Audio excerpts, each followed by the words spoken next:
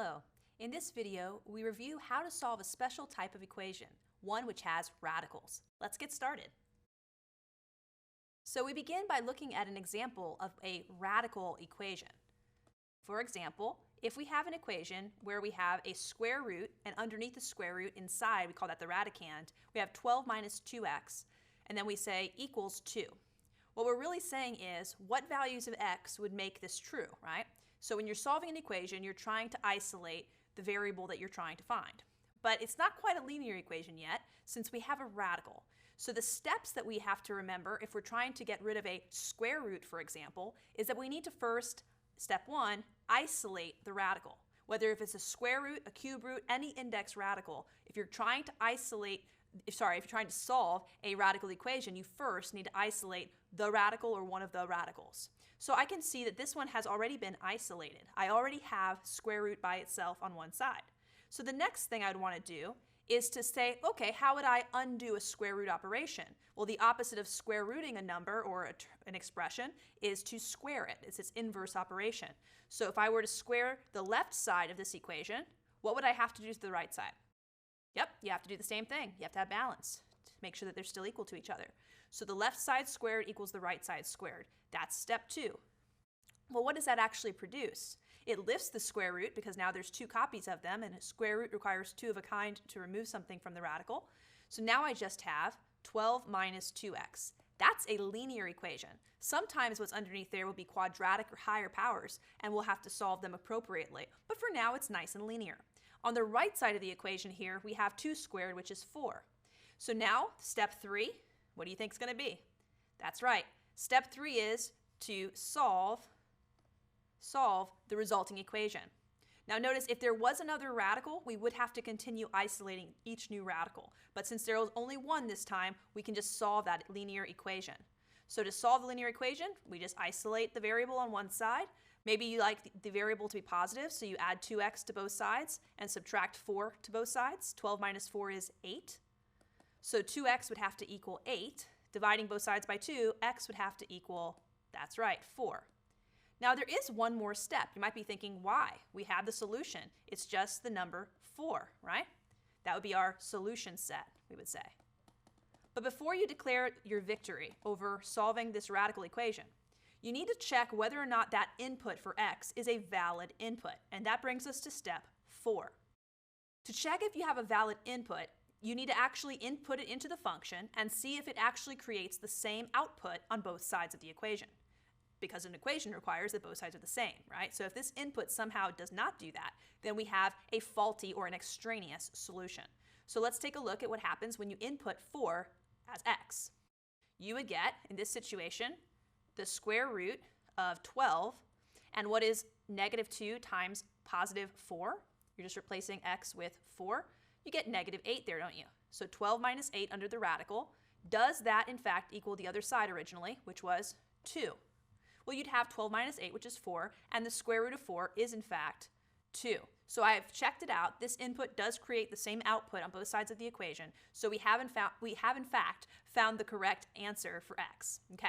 Now, if for some reason, right, you got an answer 4 that did not create the same output on both sides, we would say that there is then no solution. And that can happen.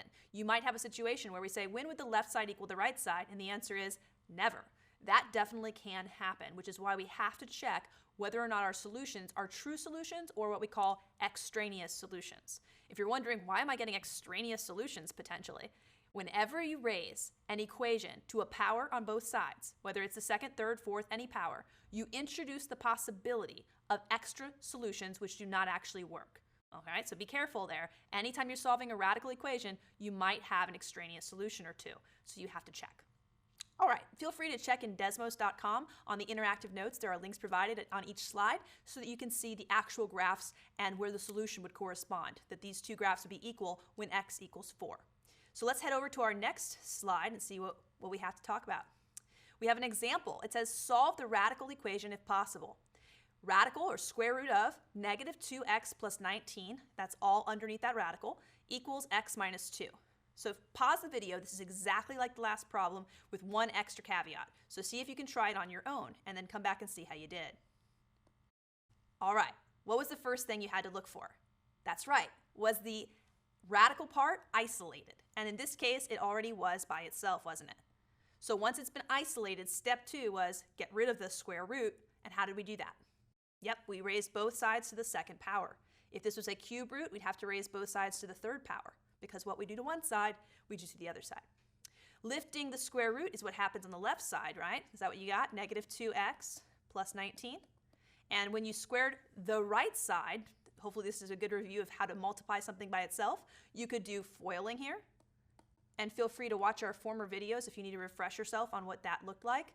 But when you multiply x minus 2 times x minus 2, you don't get x squared minus 4, do you? You actually have a middle term, because x times x, that's x squared. X times negative 2 is negative 2x, and then we had another negative 2x before we get our positive 4. So if you thought the answer was either x squared minus 4 or x squared plus 4, you would be missing the middle term in both of those cases, and only one of them would actually have been correct.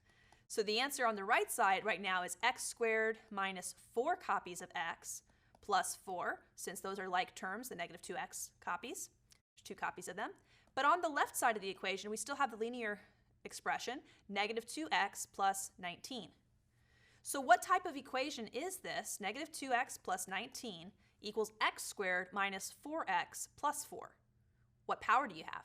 That's right, degree 2. So is this a linear equation? Nope. This is not linear like last time where we just get x by itself. This is quadratic. And this is why it's very important that you are a master of solving quadratic equations. They will pop up when you're least expecting them. So you need to know how to solve them. And again, feel free to look at our previous videos to review that. So what we did in those videos when we talked about quadratic equations is we first got 0 on one side. Is that what you were thinking of? Good job. So to get 0 on one side, I would have to move negative 2x over as a positive 2x. By adding it to both sides, it would cancel on the left. And I had a positive 19 on the left. If I subtracted it on both sides, it would cancel on the left as well. Now I would just have nothing or 0 on the left. And on the right, my trinomial should be 1x squared, or just x squared.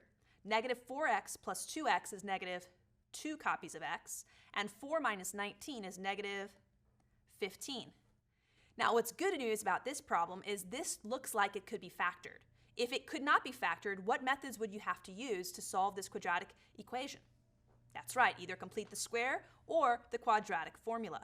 But if possible, we always try to factor because that's the fastest.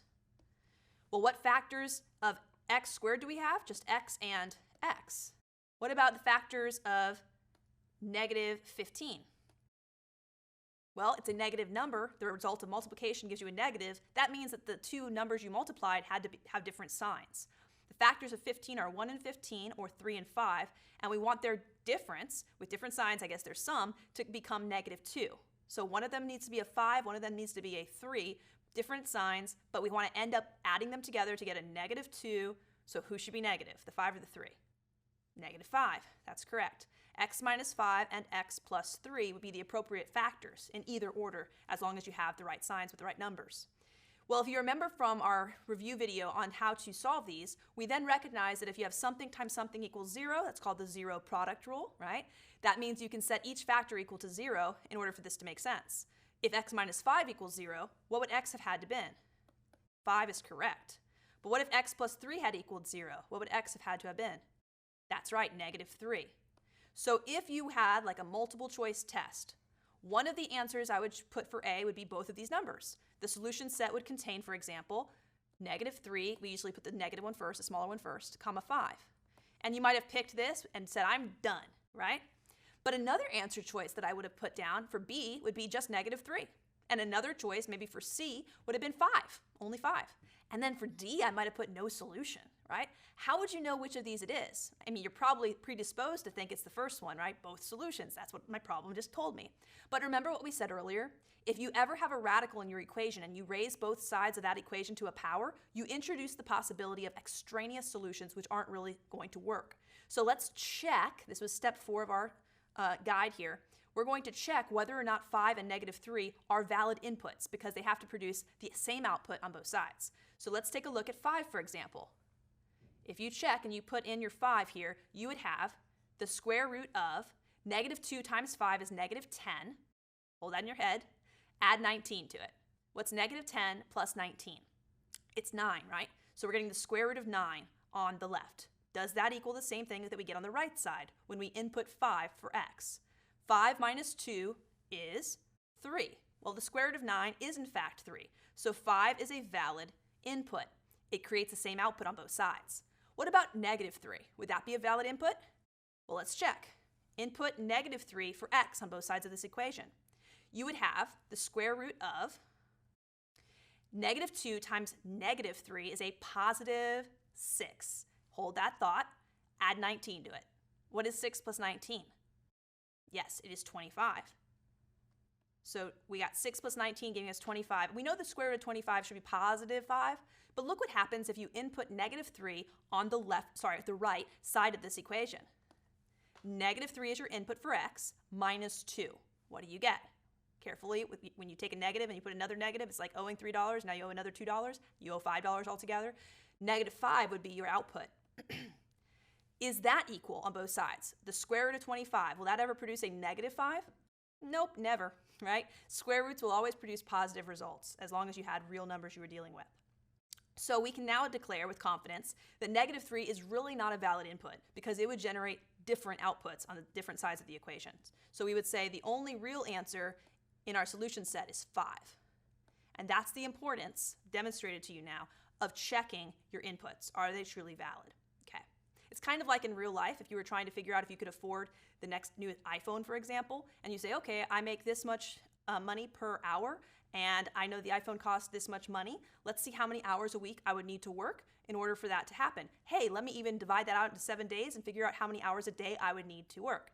You do the math correctly, and you find out good news. I can buy the newest iPhone if I work 25 hours a day.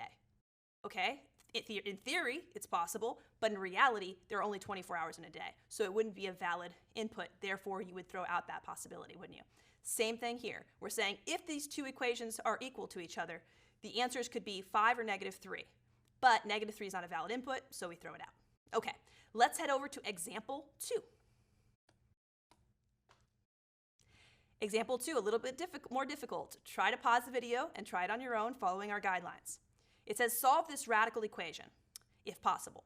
The square root of x plus 10, that's the entire square root, and now outside of the square root it says subtract 4, minus 4, equals just x. So if you have a value x and you add 10 to it, you take its square root and then subtract 4, that should be the same thing as what x was originally. That's what this equation is saying. Now your job is to find the value of x. What was the first thing you did? Very good. You isolated the radical. How did you isolate this radical? Well, you had to undo subtraction with addition. So to do that, you would have square root of x plus 10 on the left side of the equation. And if you add 4 to x, you could say 4 plus x, or it's convention to put x first, x plus 4.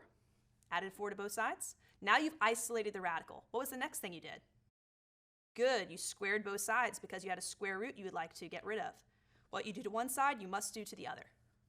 Now, did you do this part correctly? Did you get x plus 10 on the left? And on the right, that's really x plus 4 times itself. So x plus 4 in parentheses times x plus 4 in parentheses. What happens when you FOIL out that binomial times itself? You got x squared plus 4x 2 times. Isn't that just 8x? That's a pattern. You can take it to the bank. It always works. 4 times 4 is 16. So that's our trinomial. And on the left side, we have the linear part, x plus 10. Another quadratic equation. What do we do with those? How do we solve them? We get 0 on one side. You got it. So if you move x over to the left, from the left to the right side, you'd have to subtract 1x on both sides. Now x is gone on the left. And to move the positive 10 to the right side, you'd have to subtract 10 on both sides. So minus 10 on the right would wipe out the 10 on the left. Now you have an equation with 0 on one side and x squared. 8 minus 1 is positive 7x. 16 minus 10 is positive 6. So now you have a nice equation, nice quadratic equation with 0 on one side. What's the easiest way to solve a quadratic equation with 0 on one side? That's right, factoring. If factoring doesn't work, what do you do? Quadratic formula, that's it. So let's see if you remember how to factor this trinomial. What factors of positive 6? That means they have the same sign if you get a positive product. So they're both the same sign, and we want to add them up to get positive 7. Well, the factors of 6 are 1 and 6 and 2 and 3. Which of those added together gives you 7? Well, 1 and 6. So you'd have x plus 1 and x plus 6, because when you add them up, you get 7x. Now we set each factor equal to 0, and we're going to notice that our potential solutions would be that x equals -1 or x equals -6. What do you have to do before you declare what your solution is in your solution set? That's right, you got to check. So let's do the check. When you input -1, do we get the same thing on both sides? Well, -1 add 10 is 9. So we would have the square root of 9, which is 3, minus 4 on the left side. And on the right side, we just have x, and we're inputting -1, we said. Is that true? Is 3 minus 4 equal to -1? It is. So in fact, -1 is a solution. Well, let's check the other one. -6, input that as x on both sides. -6 add 10 is positive 4. So now we have the square root of 4 subtract 4 on the left. On the right, does it equal the original x of -6? Let's see. The square root of 4 is positive 2. Uh-oh. 2 minus 4, is that going to produce a -6? Well, if it was -2 minus 4, it would, but it's positive 2. So this is not true, which means -6 is not a valid input since both outputs are not the same on both sides of the equation. Thus, the only solution to this equation would be -1. And again, feel free to check the Desmos graphs, and you'll see that the only time that those two graphs come together, the weird curve in the line, is at one location. And that one location is when x equals -1. All right, so we've done a few of these now. The next one's a little more challenging, so take a deep breath. Feel free to check your steps from the first slide, and if you get stuck, just go back to the process. Repeat the process. Trust the process. It won't fail you. Your arithmetic might, but it won't fail you. All right, let's take a look at example 3. Feel free to pause the video and try it on your own. It said, solve the radical equation if possible. Radical or square root -4x plus 1 underneath plus radical or square root 2x plus 4 underneath equals 3. So you're adding two square roots of some unknown amount, and that should give you 3. Well, if you're thinking about it, an easy way to think about it might be, well, what plus what gives me 3? Maybe it's 0 plus 3. Maybe it's 1 plus 2. So you might be able to just think it through and figure out the solution yourself if you're very clever and you can do mental arithmetic in your head. But if you want to follow the step-by-step process, it will not fail you as long as you follow it correctly. The first step was to isolate a radical. Let's see how you did. Maybe you chose to isolate the radical on the left. So you had square root of -4x plus 1. That would mean that you'd have to subtract the other radical, wouldn't you? So maybe you wrote equals 3 minus this other square root 2x plus 4. Now you could have isolated either radical. So if you did it the opposite way, feel free to work the same problem just with different numbers, right? It's the same exact approach. Now once you've isolated one of the radicals, what was the whole point of doing that? That's right, you wanted to undo one of those square roots, right? So how do you undo one square root? You raise both sides to what power? The second power if it's a square root. So we're going to raise the left side to the second power. That's the easy part. That lifts the radical there, and it's just revealing -4x plus 1. On the other hand, here comes a challenging thing for many students. Conceptually, you've seen it before, but it doesn't look the way you're used to seeing it. So bear with me. We're going to make it through, okay? You're going to square this other binomial, meaning two terms. To do that, just like we did a moment ago, we're really foiling 3 minus radical 2x plus 4 times itself, 3 minus radical 2x plus 4. Okay. In order to FOIL here, you take your first times your first, so follow the process. It won't fail you. Only your arithmetic might. 3 times 3 is 9, so that was the first part of FOIL, right? Then you could do 3 times negative radical 2x plus 4. That's like your outers, if you will, of FOIL. So what happens if you remember from our radicals when we reviewed them at the beginning of the semester? What happens if you multiply a constant or a number, one term, by a radical? That's right, they just get right next to each other. So 3 times a negative radical 2x plus 4 is just -3 radical 2x plus 4. If it had been a positive in front of the square root sign, it would have been a positive 3 copies of this, but it's negative. All right, continue with your inner terms of FOILing. Same thing, isn't it? We've seen that happen a couple times now. You always get double this result because there's two of them. So this is again another negative 3 copies of the square root of 2x plus 4. Same thing. Now here's something cool that happens. The last part of FOIL is to multiply the last terms together. Well, a negative square root of 2x plus 4 times another negative square root of 2x plus 4 results in a positive or a negative number. A negative times a negative is a positive. And a square root times a square root is the same thing as taking a square root and raising it to the second power. There's 2 copies. What does it do? That's right, it lifts the radical. So you really have, I'll put it in parentheses just to group everything correctly, 2x plus 4 remaining. You don't have to write those parentheses, but if the sign in front of it had been negative, you would have needed them to remind yourself to distribute. So parentheses is a good idea anytime you lift a radical to put your answer. Like even right here, I could have put this in parentheses, negative 4x plus 1. But let's not confuse you more than necessary at this step. Let me rewrite that prettier, negative 4x plus 1. Okay, so at this point, here is what we have. We have a lot of radicals floating around originally. We isolated one of them, we squared both sides, and we removed one of them. So if you're thinking we've made our life worse, it looks ugly. I totally understand that feeling. However, we have gotten rid of one of the radicals. Now what remains is to consolidate any radicals and isolate them and repeat our algorithm, our process here. Well, we notice that we have like terms in the middle there, negative 3 copies of that radical and another negative 3 copies of that radical. How many copies of that radical are there? Negative 6 copies. So negative 6 copies of the square root of 2x plus 4. It's just like saying negative 3x minus 3x. It becomes negative 6x. You're saying this is how many copies of this radical I have. Now notice we also have positive 9 floating around, positive 2x, and positive 4. Are any of those like terms that we could combine? Yeah, the 4 and the 9. So right now you could write this as 9 plus 4, which is what? 13. That's correct. So that's a 13 when you combine this 9 with this positive 4. And we still also have positive 2x. So we have 2x plus 13 plus minus 6 copies of the square root of 2x plus 4 on the right. And you can put them in any order as long as you have all 3 terms there. We also have negative 4x plus 1 on the left. Okay, it sounds like a lot of work. It is a lot of work, but it'll be so rewarding when you get the right answer, I promise. So let's continue.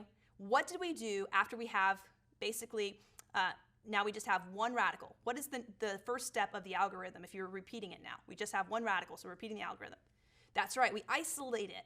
So how could I isolate this radical? A couple of ways. You can put it by itself on the left or on the right. For convenience, I'm going to put it on the right to make it positive. So this becomes positive 6 copies of the square root of 2x plus 4. So I have the radical almost completely isolated. And on the right, that was on the left, on the right, I'm going to move over the negative 4x plus 1 by changing their signs. So I would have 2x plus 4x. What does that give you? 6x is correct. I would have 13 subtract 1 to move it over, right? 13 subtract 1 is positive 12. Now we're trying to isolate the radical. So what is next to the radical that we'd like to get rid of? The 6. How do you undo multiplication? That's right, we would divide everything by that number. So if you divided 6, 6, and 6, you might not see it too clearly, but you're dividing each of these terms by 6.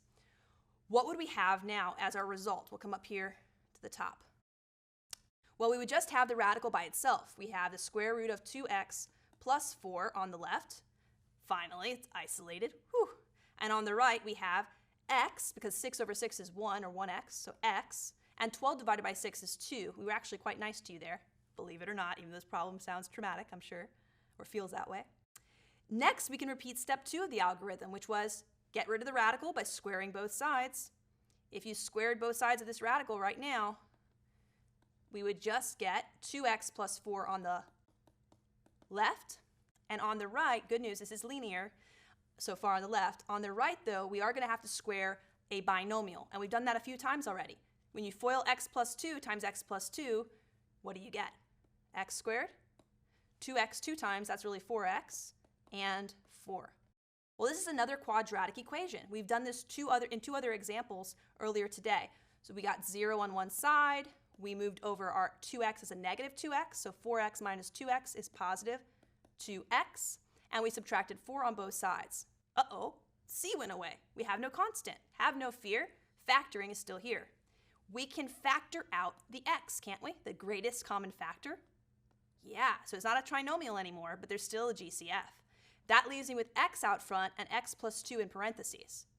Now we use our zero product rule. Either x equals 0, that's one potential solution, or x equals what? -2. You got it.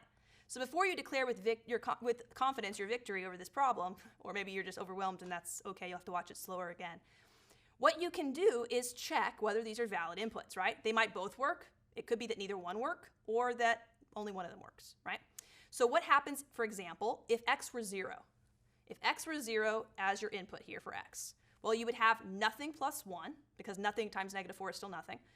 That's just 1 under a square root. So we would have the square root of 1 plus, if I had 2 times 0, it's still 0, plus 4 is still 4, so that's the square root of 4. And the question is, do I get 3? Well, 1 under the square root gives you 1, and the square root of 4 is 2, so isn't this 1 plus 2, which is in fact 3? So yay, 0 is a valid input. What about -2 on the other hand? -4 times -2 is +8. 8 plus 1 is 9, so I would have radical 9 plus 2 times -2 is -4. -4 plus 4 is 0, so I have the square root of 0 equaling 3 here. So look what happens. The square root of 9 is 3. The square root of 0 is 0. Does 3 plus 0 truly give you 3? Yes. Oh my, they both work.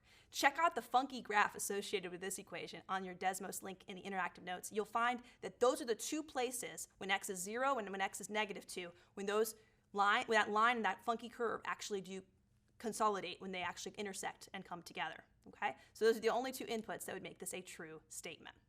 All right. Well, at this point, we have completed all of the examples for this section. It's up to you to practice because math is not a spectator sport, and I'll see you next time.